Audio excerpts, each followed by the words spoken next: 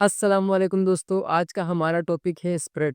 दोस्तों बहुत से बिगिनर कंफ्यूज होते हैं कि जब भी हम अपनी ट्रेड लगाते हैं तो वो नेगेटिव में क्यों शो हो रही होती है। चाहे वो बाय करते हैं चाहे वो सेल करते हैं, उनकी ट्रेड नेगेटिव में शो हो रही होती है। दोस्तों मार्केट में हमेशा दो प्राइस होती हैं, एक आस्क प्राइस और एक बिड, यानी कि एक सेल प्राइस और एक बाय प्राइस। तो उसके बीच का जो डिफरेंस होता है दोस्तों, ये स्प्रेड कहलाता है।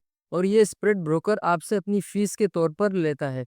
जिस भी ब्रोकर के थ्रू आप ट्रेडिंग कर रहे हैं, तो ये ब्रोकर उसे फीस के तौर पर इस्तेमाल करते हो उस स्प्रेड को। तो चलिए दोस्तों, ये मैं आपको लाइव चार्ट के ऊपर जाके दिखाता हूँ कि स्प्रेड किसे कहते हैं। तो दोस्तों अब हम लाइव चार्ट के ऊपर आ गए हैं और मुझे चाहिए यूरो यूएसडी। ये देखिए दोस्तों, ये आपको ऊपर एक साइड पे बाय प्राइस नजर आ रही है सीधे हाथ पे, और उल्टे हाथ पे आपको नजर आ रही है सेल प्राइस। तो जो बाय प्राइस है ये आपकी आस्क प्राइस कहलाती है, और ये जो सेल प्राइस है ये आपकी बिड प्राइस कहलाती है। और इन दोनों के बीच का जो डिफरेंस है, उसे स्प्रेड कहा जाता है, जो आपकी ब्रोकर की फीस होती है। तो चले मैं आपको यहाँ पे बाय करके या सेल करके बताता हूँ, उस तरह आप समझ जाएंगे। जिस तरह मैं ट्रेड लूंगा, एकदम से मेरी जो ट्रेड है वो नेगेटिव में शो होगी। वो हर एक ब्रोकर की अपनी फीस होती है। किसी के 8 पिप्स होते हैं, किसी के 10 पिप्स होते हैं, किसी के 15, किसी के 16।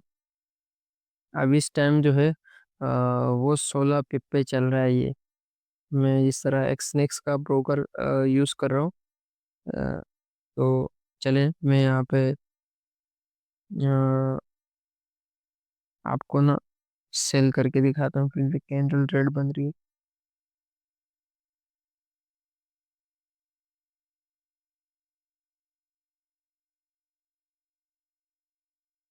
अब जैसे ही मैंने ये सेल किया है, ये आप देखें दोस्तों, ये आपको नज़र आ रहा होगा -21। ये नीचे आप देख सकते हैं।